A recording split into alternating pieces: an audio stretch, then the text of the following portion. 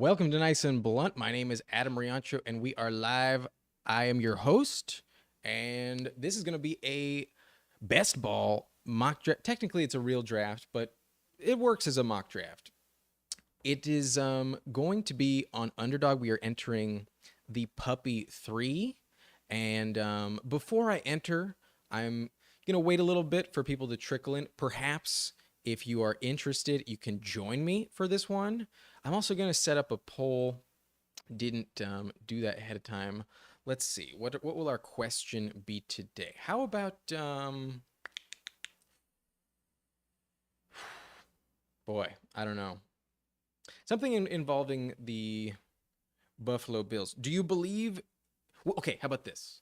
Who is the most valuable rookie tight end? Who is the most valuable rookie tight end? It's probably going to be Dalton Kincaid, but maybe it's not. Maybe it is not. It's either our options will be Dalton Kincaid, obviously. They're also going to be Sam Laporta. Laporta looks pretty interesting. We also mentioned Luke Musgrave in a previous video, and last but not least, we'll also bring up Michael Mayer. So our four options will be Sam Laporta, Dalton Kincaid, Luke Musgrave, and Michael Mayer. All looking to have a very significant role in terms of snap percentage on their team. I definitely think they're all going to be on the field quite a lot. So while it's probably going to lean towards Dalton Kincaid, I wouldn't be shocked at all if he does get overtaken. At the end of the day, he is splitting time with Dawson Knox, whereas the other three pretty much have that role all to themselves. Musgrave is technically splitting with Tucker Kraft, but you know, that offense with Jordan Love is a little bit tricky. So we're going to take a look at this draft board. How's it going, Goat Mode? Happy to see you. Goat Mode is in the subscriber league. Check your email, my friend. I believe you may be the last to accept the invitation. Obviously, we still have a few weeks for that to get going, so no pressure there. But yeah, please sign up. It's on ESPN, and check your email, perhaps in the spam folder. If other people would like to join the subscriber league, you will be on the waiting list, but perhaps we can get enough people for a second league. In order to do that, you need to email me at niceandblunt@gmail.com. It's possible that we will not get enough in time, but who knows? It is possible that the opposite happens and we have a second subscriber league this year. But before I get going, I'm just going to talk strategy about the Puppy 3 tournament before we jump in. Just talking, you want to know what you're getting into beforehand. There are 223,000 entrants. So you do need to acknowledge that your chances of winning are obviously very slim. And in order to do that, you want a unique type of roster. A roster that is hard to replicate is definitely one of the best ways to have an advantage. And the easiest way to do that is by maximizing the value in ADP. So we don't want to be reaching on too many players. If we do, not by that many spots. And for the most part, we're trying to get players to fall to us as much as possible. And that is one of the best way to accomplish our goals and win this type of tournament. But looks like Goat Mode, looks like you did find the email indeed. So that's great news. Very excited to have that league up and running very shortly. But in terms of roster construction, real quick, if you do happen to win this tournament, you do get $200,000 as a first place prize. But even if you don't, if you do simply just advance, you most likely get your money back as long as you are in the top 37,000 of entrants. So there are some decent payouts, the top 8% or so. If you are able to win your 12-team draft lobby, then you do at least get your buy-in back. So that's also something to consider. There's also a prize pool for the first 14 weeks, the qualifier rounds, and then there is a tournament setting quarterfinal in week 15, semifinal in week 16, and championship round week 17. So you also want to maximize upside for those 3 weeks, and then the format is half PPR, just so we all know. And then the roster construction is 1 quarterback, 2 running backs, 3 wide receivers, 1 tight end, 1 flex, and 10 bench spots. So we will be getting into this in just a minute. Do not hit that button just yet. Before we get going, I just want to show you. Part of me kind of wants to maybe show off because I feel like this draft I did earlier is fucking really, really good. Not in the active, in the completed. I want to let you know what I drafted earlier today, this morning, because that may be the reason why I pass on some of these players. If you're going to have multiple entries in this tournament, you want each of these rosters to be different. And let me just break down to you the draft that I had earlier today. I got really good value on some of these players. I had Cooper Kupp fall to me at 7. Then I had Tony Pollard fall to me 1 spot. That's not a huge value, but then I had Taylor fall to me at pick 31. That's really good. Then I had Lamar Jackson fall to me at pick 42. So I started off really red hot in terms of ADP value. Lamar normally goes at the end of round 3, Jonathan Taylor in the second round, and then Cooper Kupp just a few spots. That's also really nice. I did reach a little bit on JSN, but I got Tyler Lockett to fall to me. So I did pair the both of them up with Geno Smith in round 10, got the double stack. I also got Waller to fall a few picks at pick 79. Then I went with Dalvin Cook and A.J. Dillon because I like the running back value in this range a little bit more than receiver. And with only 3 receivers at that point, I really hammered that position to close it. I got good value on Lazard, about 7 picks past ADP. Mooney, about 8 picks past ADP. You know I love Darnell Mooney. Then I went with Tyler Higbee as another investment in that LA Rams offense. I got a solid value on Adam Thielen. Then I went with Tyjae Spears. You know I love him. His week 15, 16, 17 value could be through the roof if he's the RB1 for Tennessee. And then lastly, I finished up with Richie James, Puka Nacua, and Hayden Hurst. Guys I am interested in, but, at the end of the draft, they may not move the needle too much. So just want to let you know what I did earlier today, a team I'm very excited in. I mean, 8 picks past ADP for Lamar, 8 picks for Jonathan Taylor. Who else past ADP?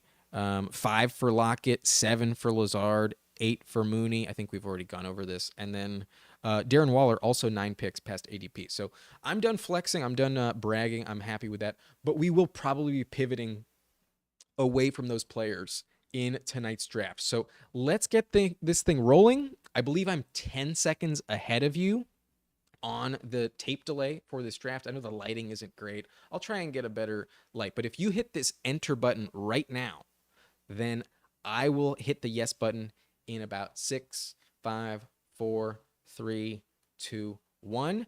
And hopefully we can get into the same draft. There's still 1 spot now. It's full. So maybe not. Maybe there won't be anyone watching in this draft. If you are, please let me know. It looks like we have pick 4.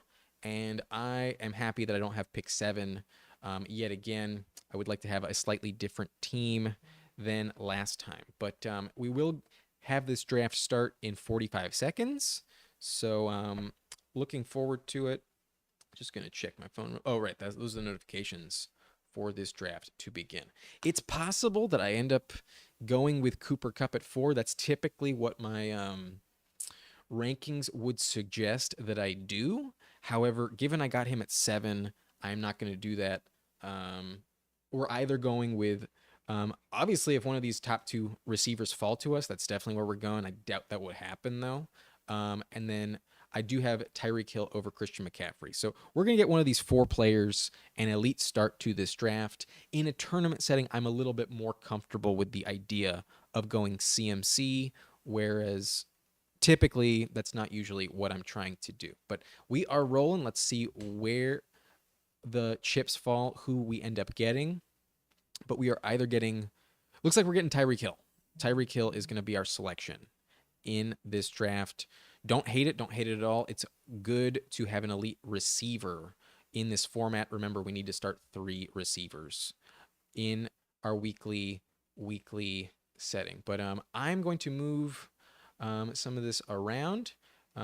Watch out real quick. Yeah, there we go. We're going to be in the corner. I just personally like to be looking at the direction. My film school days, I don't want to be looking, I guess it would be that way. So I flip myself around. This is actually, I think, the way it's supposed to be. But we're going to be in the top corner here. And we're going to not take up too much space, but let's just get everything situated. I think that's where we're going to roll with for the sake of this video. But yeah, I think that's pretty good. I like that. And we are rolling. If you have not done so already, please hit that like button for me. It helps boost this video in the algorithm, and would really appreciate it. But looks like we have 3 likes already. So if you are watching, if you have hit that like button, I appreciate it, my friends. But as always, if you have any questions, please feel free to ask them over the course of this live stream, and we will happily answer those questions as they come in. But whew, looks like after our Tyreek Hill selection, we see Travis Kelce go off, Austin Eckler, Bijan Robinson. Cooper Kupp seems to be falling a little bit. I got him at pick 7. He goes at pick 8 in tonight's draft. So people are a little bit worried about that Rams offense, it seems. But then we see Stephon Diggs. That's pretty typical, followed by CeeDee Lamb, Amon-Ra St. Brown.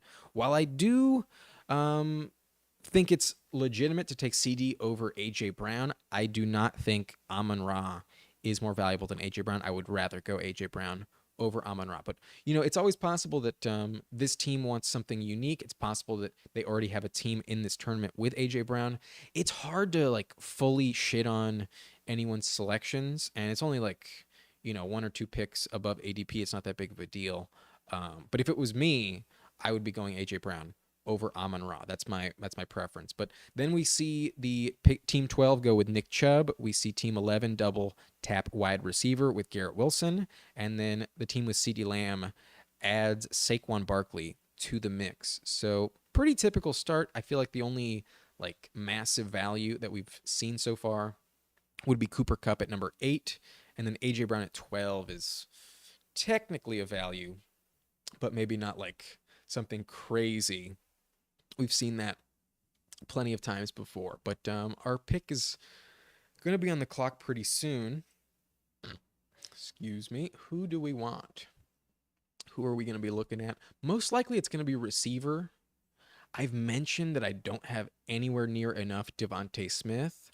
And taking Smith opens the potential stack with Jalen Hurts. While it's unlikely he falls, that's definitely not something I would be opposed to doing. So I think I'm going to grab double receiver. I already took Taylor in that other draft I mentioned to you in this tournament, and I got him at a much, much better value over at pick 31. So while I am tempted to go with Devontae Smith since I don't have much exposure to him, I really think Chris Olave is a little bit safer. I think he's going to see more targets with Derek Carr. It's a quarterback upgrade over Andy Dalton last year, and we are getting him a little bit after ADP. It's not crazy value, but I do in my rankings have Chris Olave ranked over Devontae Smith, so that is who I'm going to take. Unfortunately, we do not expand on our lack of exposure to Devontae Smith. A little bit of a bummer in my view. I need to start really hammering Devontae Smith, but it is what it is. It's not that big of a deal. It's fine. Let's get back to the board here. We see Jalen Hurts go off right away, so our Devontae Smith stack would not have been possible, so that's not a big deal.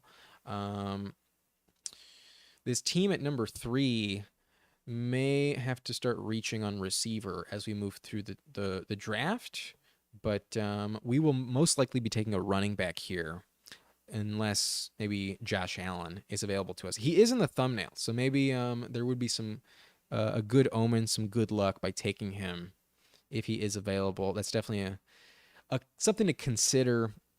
I do think going elite QB in round 3 is not a bad strategy, but holy shit, Deebo Samuel goes at 25.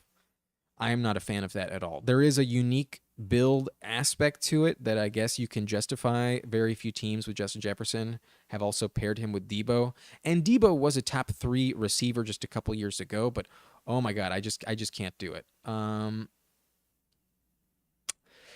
We're deciding between Josh Jacobs and Josh Allen. We would be reaching on Jacobs a little bit. You know what? Yeah, I'm going to go with the good luck omen. We do have Josh Allen in the thumbnail. That is who we are taking at QB. Someone who's finished top 2 at the quarterback position the last 3 years, pretty much. And he seems bust proof. He is definitely a very safe selection. We don't need to worry about our quarterback position, especially in the tournament. Having an elite guy like Josh Allen is really, really valuable. And compared to our competitors who went elite QB, they took him in round 2. We are getting our quarterback in round 3.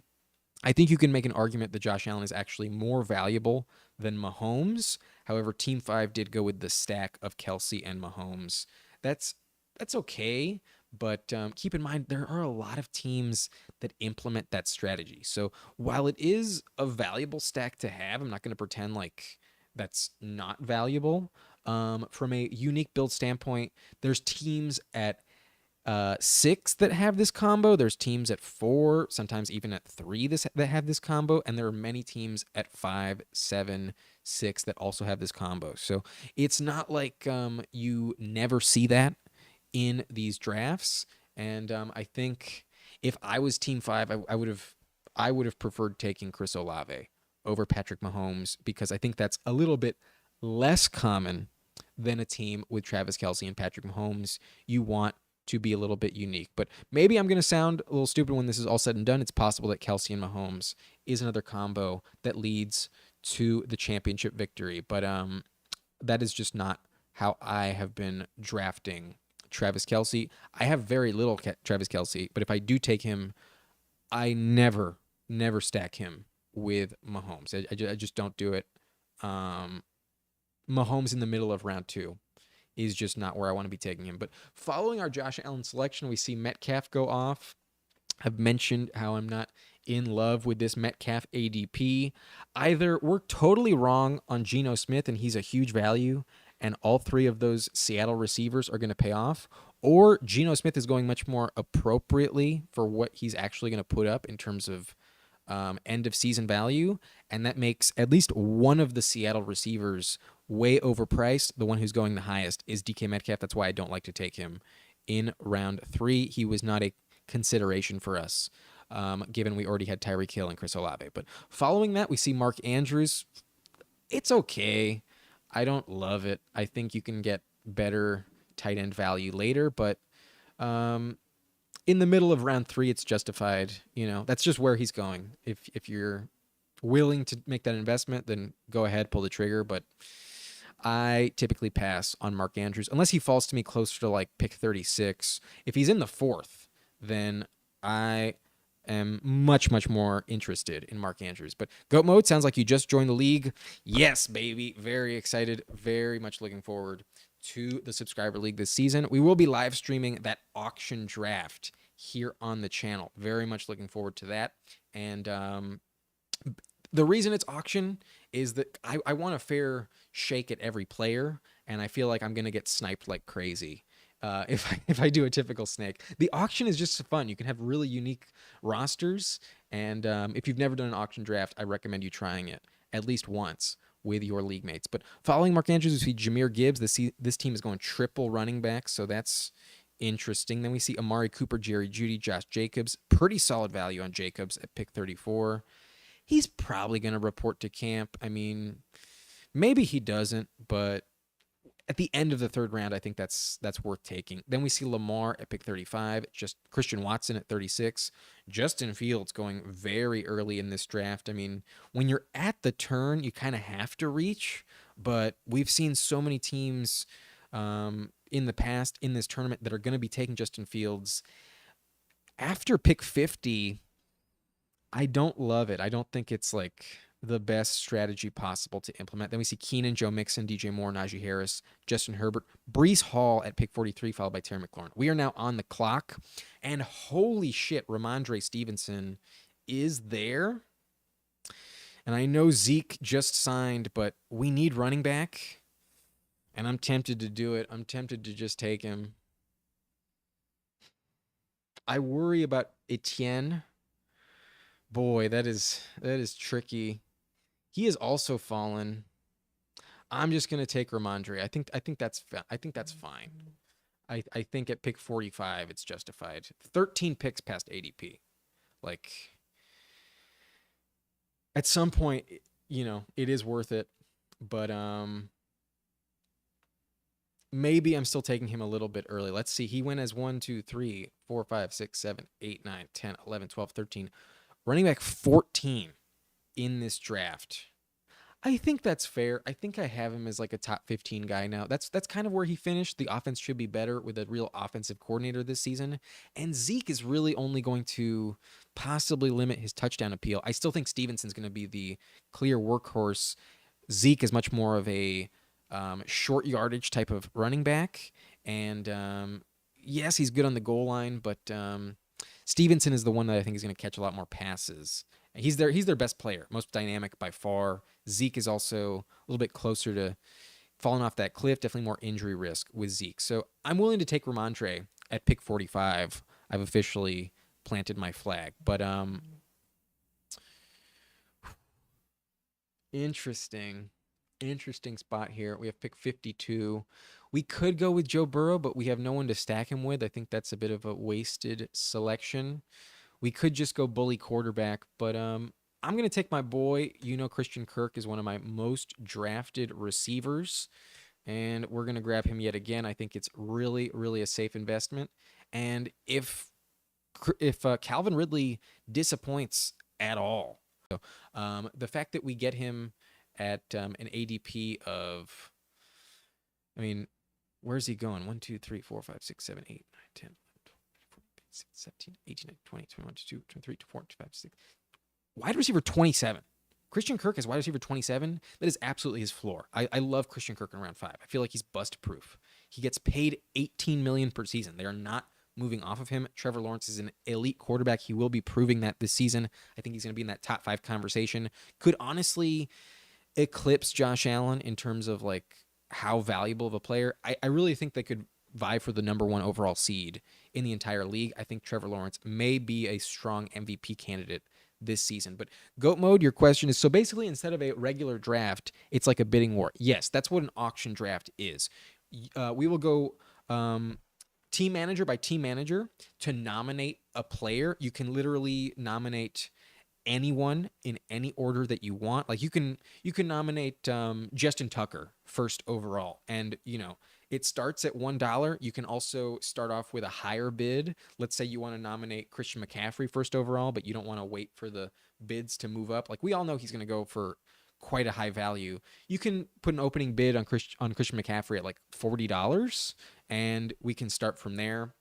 And every single person has the opportunity to draft every single player in an auction format. That is completely up to you how you spend your budget. It is most similar to real life football where there's a salary cap.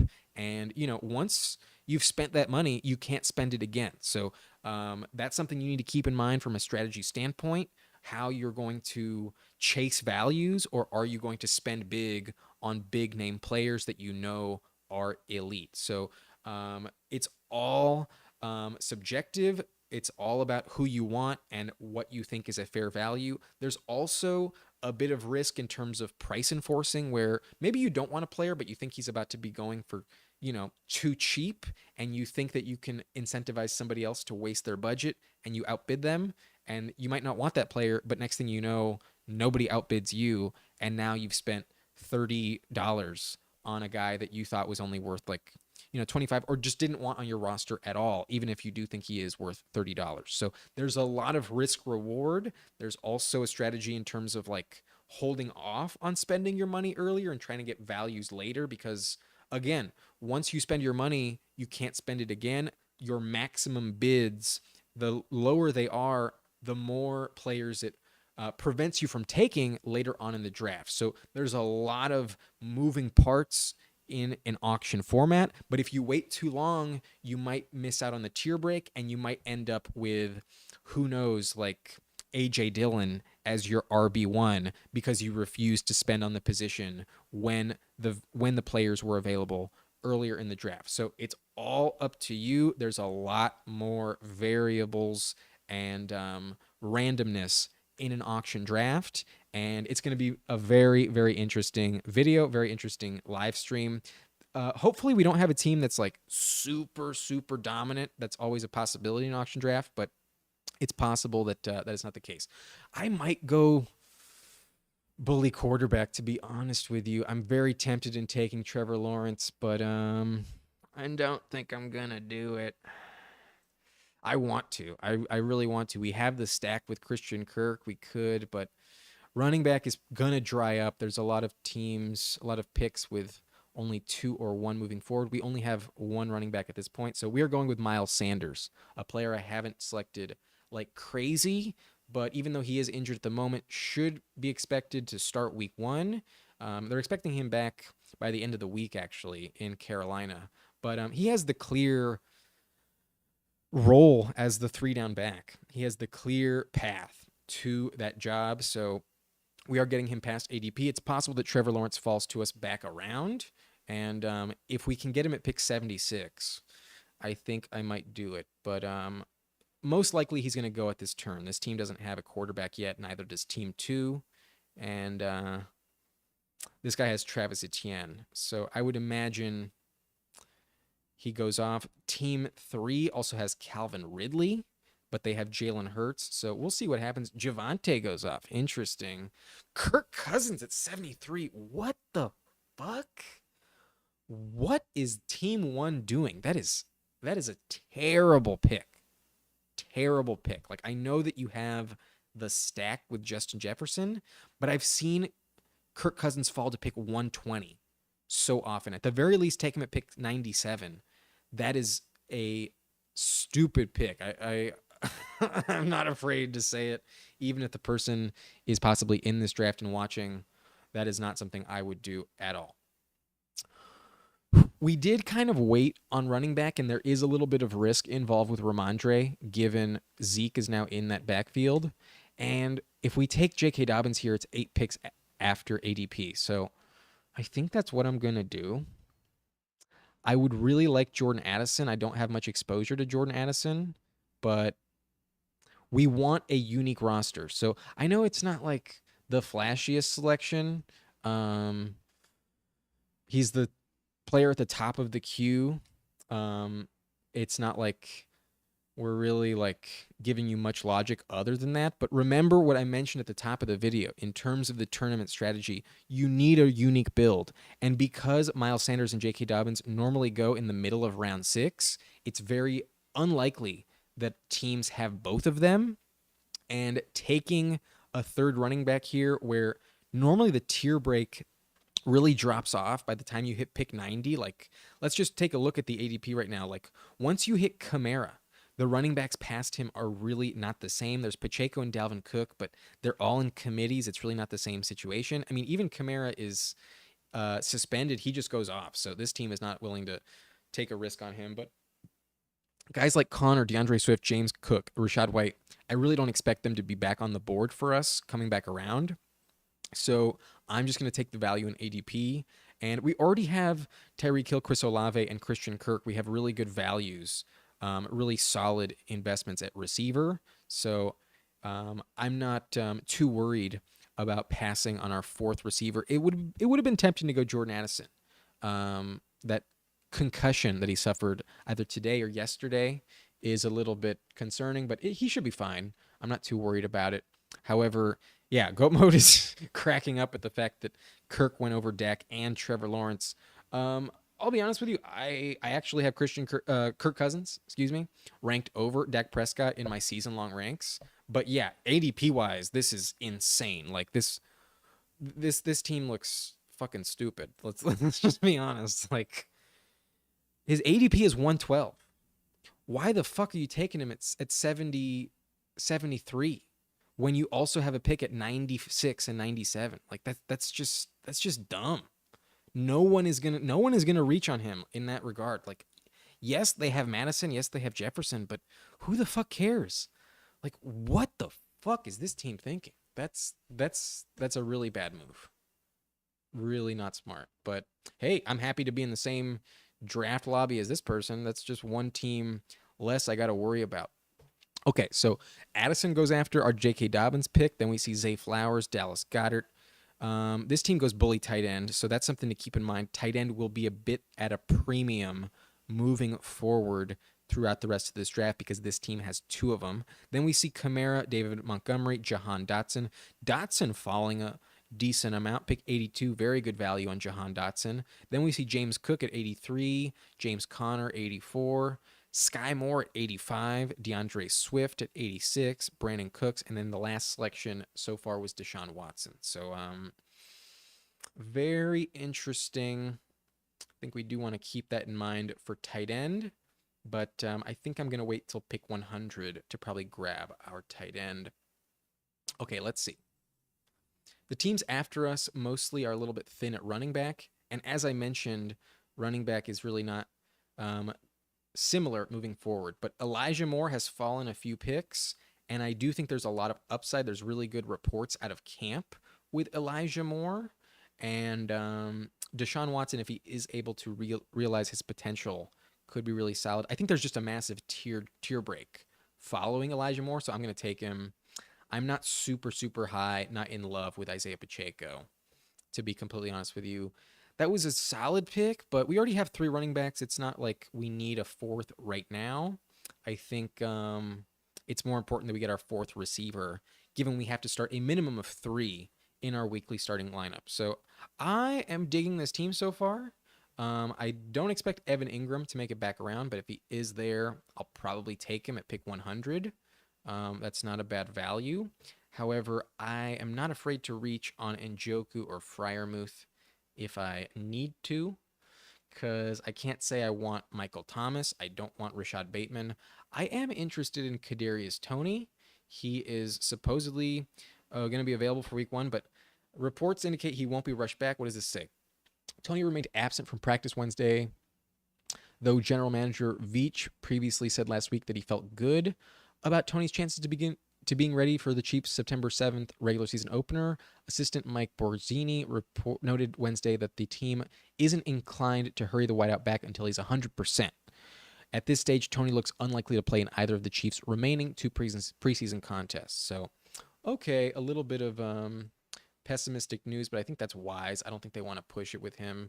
We're probably going to see Evan Ingram be selected right now, and that would be a little bit disappointing, to be completely honest. I may have to reach on tight end if we get sniped. What you gonna do, Zabarnix?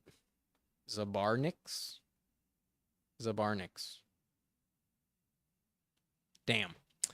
Timed out. This team might be on auto draft, so that's a bit of a bummer. I'm not dying to take Toney, but I might do it. Khalil Herbert has been skyrocketing up the board.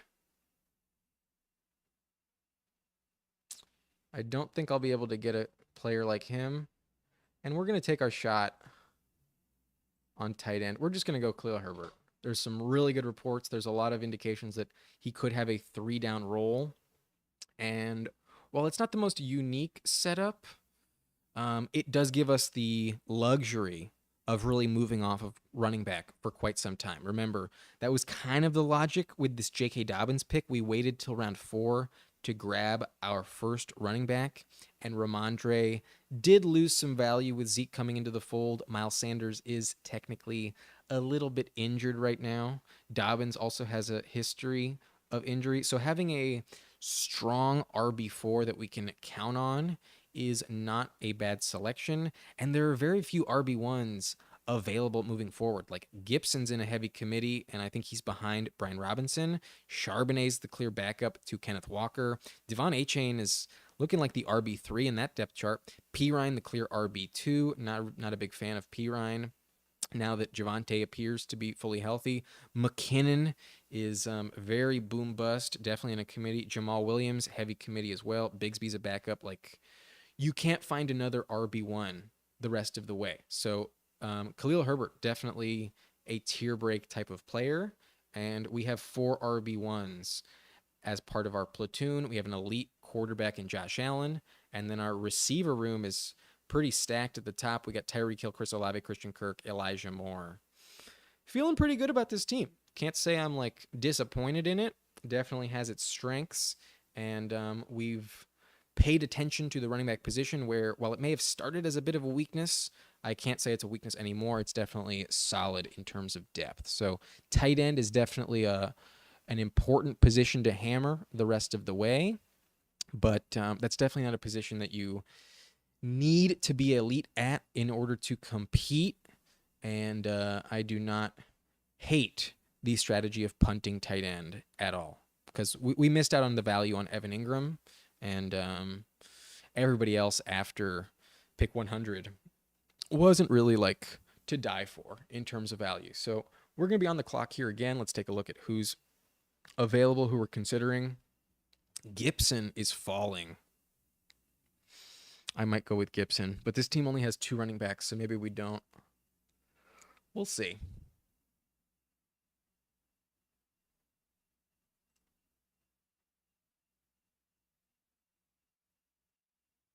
P. Ryan goes.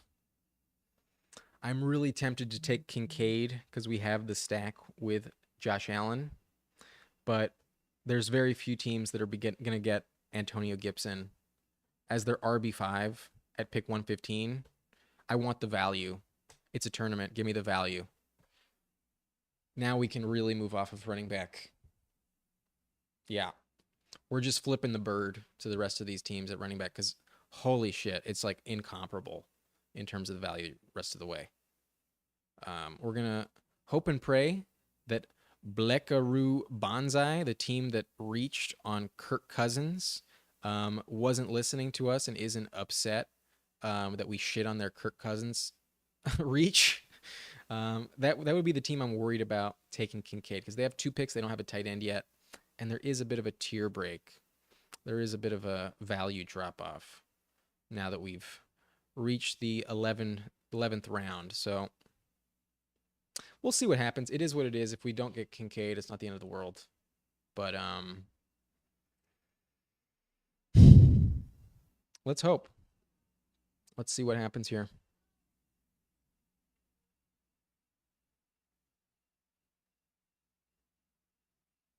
He goes Bigsby. Also has 5 running backs. Similar build to ours, 1540. Go QB. Take a quarterback. Yes, baby. They reach on Darnell Mooney. There's always a chance we get sniped again. This team 2 has Kyle Pitts, so maybe they go Kincaid. But we've really set a premium on running back so far. They go Jamal Williams.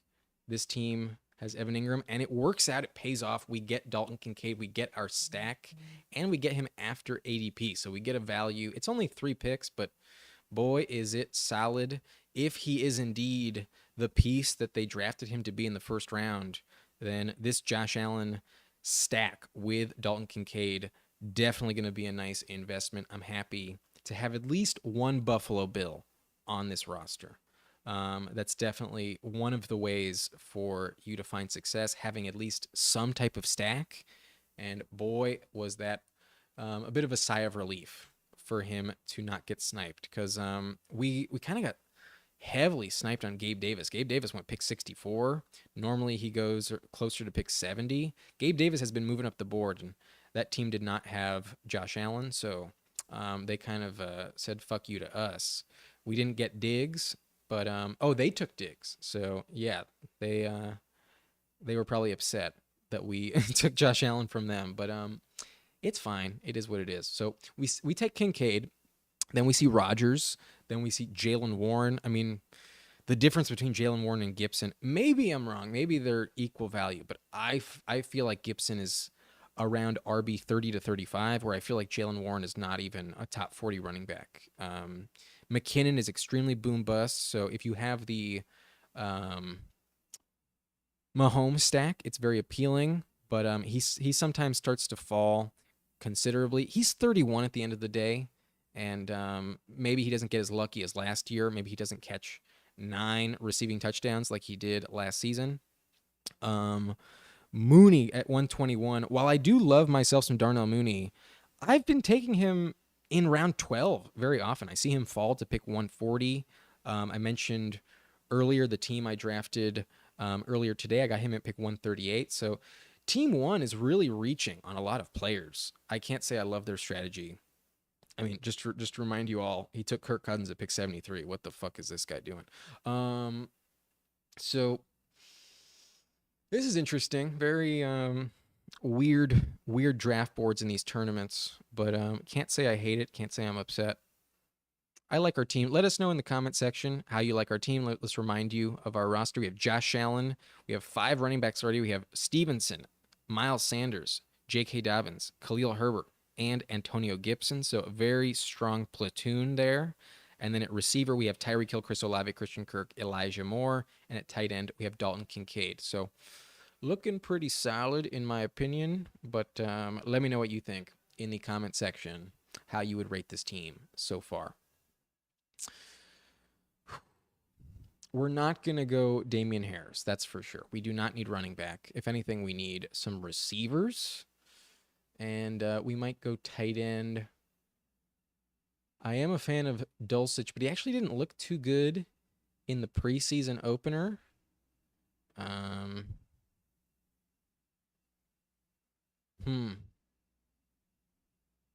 Russell Wilson has fallen. You know what? I might take Russ. I might go Dulcich so that maybe we can grab Russ on the way back. Because this team does not have tight end. They could definitely double tap it. Yeah, that's what I'm going to do. I'm going to go Greg Dulcich. Because while I do believe in the upside with Kincaid, I think there are going to be some weeks where he could really get overlooked. He is a rookie tight end at the end of the day. And according to our poll, I don't know if there's a lot of votes that have just stuck with Laporta, or he's still riding at 100% in terms of the poll as the most valuable rookie tight end so far. So we're going to open the door that maybe we get like really good value on Russell Wilson. Because if we can get Greg Dulcich and Russell Wilson at the 12-13 turn, I would feel pretty comfortable with that combo. So Goat Mode, you think the team is pretty solid? I think Miles Sanders always gets overlooked. Yeah, he definitely gets overlooked a little bit. We do not get Russell Wilson, however. He gets taken at pick 144. Most likely would have gotten the stack. So we kind of ruin the day for Blekaru Banzai. But he already ruined his draft, in my opinion, already. So that's his problem. That's his situation. Interesting. He doesn't go with KJ Osborne to complete his Kirk Cousins stack. Interesting strategy. Do I just take Tyler Algier? Do I just take Algier and just go receiver the rest of the way? I'm tempted to do it. I kind of want to do it, but I'm not going to do it. Am I? Boy. It's tempting. Yeah, I'm going to do it. I'm going to take Tyler Algier. Okay, we're officially done drafting running back. 5 is kind of a typical like limit you want to kind of employ, but 6 is the hard cap for me in these best ball tournaments. The roster construction is very important. And Algier was a league winner at the end of the season last year. If anything were to happen to Bijan, he would really, really be super valuable. And I don't think he's going to go away completely. I think Bijan's going to stay on the field but run a lot of routes. And there could be a lot of 2 running back type of formations. So Algier, I think, is also a bit of a tier break type of player.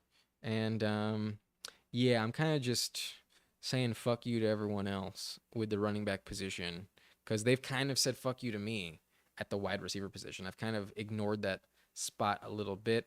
Maybe I'm a little extra confident with this Tyreek Hill, Chris Olave, Christian Kirk, Elijah Moore situation. Maybe I should have gone Derek Carr with the Chris Olave stack. I forgot we have Chris Olave. That might have been the move.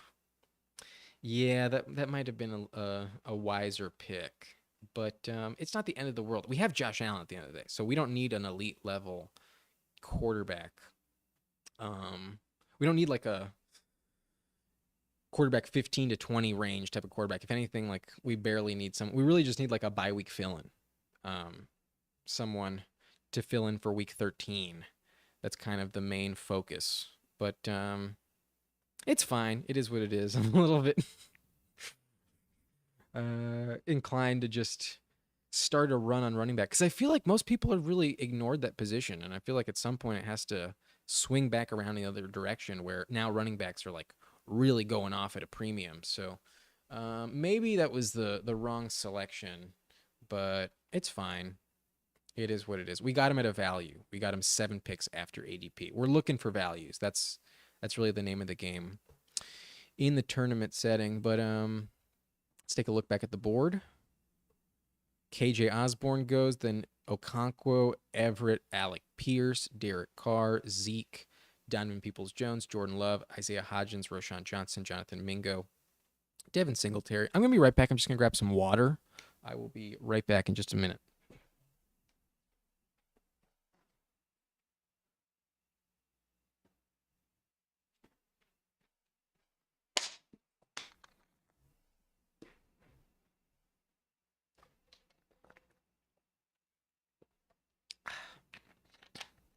Needed some hydration.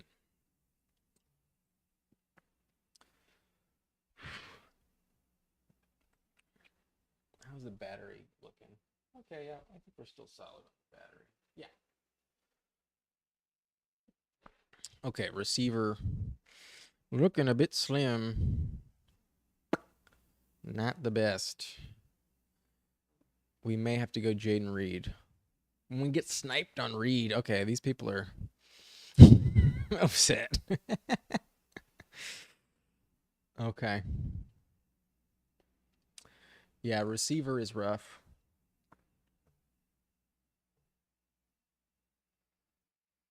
Fuck. Not good. Okay, I'm just going to go Purdy. I think he's the best value here. Because Purdy was putting up better numbers than Jimmy Garoppolo last season. And the bye week does not correlate. I think he is going to be a top 15 quarterback at worst. I really think that's his floor. But if you were watching my channel last year, when Jimmy Garoppolo became the starting quarterback, I started ranking him as a weekly top 12 tight end because you were getting 250 yards and 2 touchdowns like clockwork every single week. Purdy has elite weapons. That's not something you can say on the same level as Kenny Pickett. Purdy is also relatively mobile. It's possible he leans into that a little bit extra given he's coming off of elbow surgery. So maybe he has a rough start, but we're not counting on him to be truly, truly amazing. And I didn't want to reach on Jalen Hyatt or some of the receivers going way later. It's not that big of a deal. So I just wanted the guy that I thought was literally going to give me the most points, the most valuable in that position, and that is Brock Purdy. So we are done drafting quarterback. We are done drafting running back. Tight end, we might take one more. We might go with Dawson Knox to complete our stack. But I think I'm going to try and get some value there. I can't just completely ignore the receiver position. So I'm going to take some shots here. And while none of these guys are like truly, truly amazing, I'm just going to go with who I believe in and who I think has some real upside, especially at the end of the season. I think John Mechie could really be solid, could definitely eclipse Nico Collins. I'm going to hope that Tank Dell comes back around because I like both of them. I think they're both really interesting in Houston, but I have been taking Tank Dell a little bit more so in like round 18. So I think his ADP has been quickly rising. I think Mechie is, if I'm going to reach on one of them, give me John Mechie. So it is what it is. I'm going to hope that Dawson Knox is available to us with our next pick, but it's all a little bit kind of up in the air at this point. The one thing that's kind of like a beautiful thing about the tournaments, like you want some like really random names at the end of your draft. So if you take 4 like really random ass wide receivers to close out your draft, like there's nothing wrong with that strategy. There's absolutely nothing but upside because you have a even more unique setup. So um, it's okay. I don't hate it, but we have 3 more picks and we only have 5 receivers. I think I need to go receiver, receiver, receiver. I don't think I can have the luxury of taking another tight end. That's the main reason why I didn't take Knox. Like, if we are going to get Dawson Knox, he needs to fall to us rather than us reach on him. And we already have Kincaid. So if Kincaid works out, it's because Knox doesn't. I think if we take both Buffalo tight ends, while it is a stack, it's kind of just like hedging our bets. And I can't say I'm like really in love with that strategy. So we're going to target guys in Buffalo like Khalil Shakir. He's not bad at all. I like Richie James as well. I think he's really impressive. He's been having a good uh, camp as well as preseason. I think he's really solid. He was the most valuable, efficient wide receiver at the end of the year in New York for the Giants last year. And I think that's why Andy Reid saw something in him and added him as a free agent. I really think there's a lot of targets up for grabs in this offense. We have no idea what's going to happen with Kadarius Toney, and it's not like anyone could, not get hurt.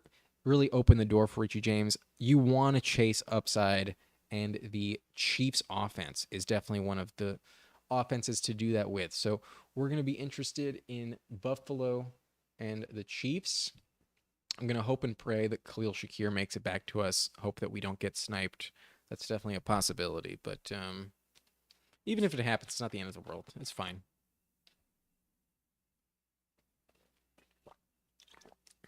I probably shouldn't have taken Tyler Algier. That's probably the mistake that we made in this draft. But if Bijan goes down, Algier's a clear league winner. But he's our sixth running back. May have been a little bit greedy at that position. But he's available. We're going to go with Khalil Shakir. I do not want to get sniped, and some of these teams are also thin at wide receiver. So it's more important that I get the correlation, the stack with Josh Allen, rather than the higher ADP in Paris Campbell. We don't have any Giants on this roster. The Giants receiving core is also really, really loaded, very deep, and very hard to predict who's going to be the most valuable over there. So I would much rather make the bet on the Buffalo offense as a successful one rather than just randomly take some shot that Paris Campbell is the guy. Maybe Paris Campbell falls to us at pick 196. Maybe he's a player to consider. But yeah, I don't really know what to think there. It's very up in the air. But there's a lot of reports, although he did go down with an injury recently, there's a lot of really good reviews about Josh Palmer in the Chargers offense. He's actually possibly the number 3. It's possible that he's even more valuable than Quentin Johnston, and he's just going so late. It's kind of like egregious that he's still available, but maybe I go with Dawson Knox. Fuck. Let me know in the chat who you think I should go. Should I double down on this Buffalo tight end stack and go with Dawson Knox, take the value? Now he's fallen 14 picks past ADP. It's definitely worth it. Or do I go with Josh Palmer? I'm leaning towards Dawson Knox. I think that's the move. Kind of wish I didn't take Kincaid now, or Dulcich. I'm glad I took Kincaid. I'm going to do Dawson Knox. We're just going to double down on these Buffalo tight ends. I mean, if Kincaid is bad, if he doesn't work out or if he goes down, then Knox becomes a top 10, top 12 tight end. At the very least, we are guaranteeing we get the tight end production. So I was kind of hoping that we weren't put in this position, but I was considering him honestly over Purdy. I was considering him over John Mechie for him to fall another 2 rounds to pick 196 with an ADP of 181. Yeah, I did it. So that is what it is. Just another Buffalo player.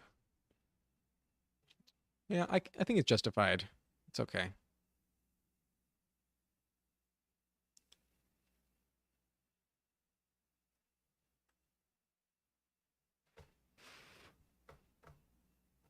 Okay.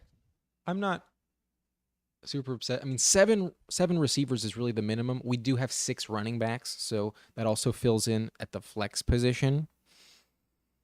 If I could go back and adjust this draft, I think we kind of messed up a little bit with pick 141 and pick 148. I think Algier was a little bit greedy.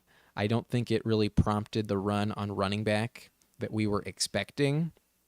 And Dulcich was really just we really just took him so that we would have a shot at Russell Wilson at elite value at 148. But I have Russell Wilson a ton. I'm not upset that I'm not taking him again. He didn't look like super amazing in the preseason opener, and I think Judy is really the guy for him over there. But we'll see what happens. Conklin, then Mecole, then Puka Nacua, Robert Woods, Richie James, Zach Ertz, Isaiah Likely, Gus Edwards, Chase Claypool, Marvin Jones. Where is the team with Justin Herbert? The team with Herbert is at pick 7, and they're about to be on the clock. They're probably going to go with Josh Palmer. So if he makes it past pick 210, we're probably going to get him. But even if we don't, it's not the end of the world. I mean, in round 18, you can't really expect like crazy contributions from your selections. Palmer goes at pick 208. So some players that we were kind of considering go to team, what is this? Team 9 in Richie James and Josh Palmer. Very solid selections, I think, for team 9 at the end of the draft. I like them quite a bit. But we have to take a receiver. We have completely cornered ourselves into that as the clear option. We can't really do anything else. Do we go with another Buffalo player? No. Oops. If we were going to do that, we would be looking at Trent Sherfield, Deontay Hardy, Justin Shorter. No, thanks. Okay, we're on the clock here, so we got to make a decision. I do like Michael Wilson. I do think he's really interesting, actually. I have mentioned him in the wide receiver breakdown video. And he is the highest player ADP. He has fallen 7 spots. There's some really good reviews from Michael Wilson. If I'm going to trust TJ Houshmandzadeh, then Michael Wilson will have a very effective season. We're going to go Michael Wilson. It could be worse. Our wide receiver depth at the end is a little bit slim. We really need John Mechie to really put up some good rookie numbers. We need Khalil Shakir to pop, and then we also need Michael Wilson to come through for us in the red zone. But let me take you through this this draft here. At quarterback, we have Josh Allen, Brock Purdy. Then we have Ramondre Stevenson, Miles Sanders. I don't know if you can hear those sirens, but something's going on.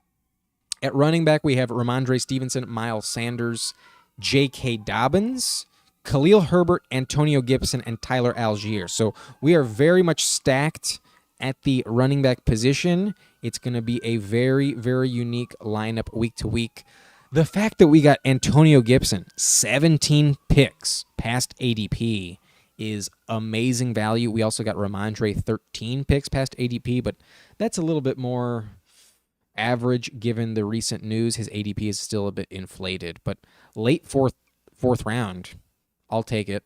And then at receiver, we started off hot with Tyreek Hill, Chris Olave, Christian Kirk, Elijah Moore. So we have some real contributors, and I think that kind of makes up for some of the lack of depth at the end with John Mechie, Khalil Shakir, and Michael Wilson. So we are hoping and praying that they give us something, but we went with the double tight end stack in Buffalo with Kincaid and Dawson Knox, and then we also have Greg Dulcich. So that's going to wrap up this video.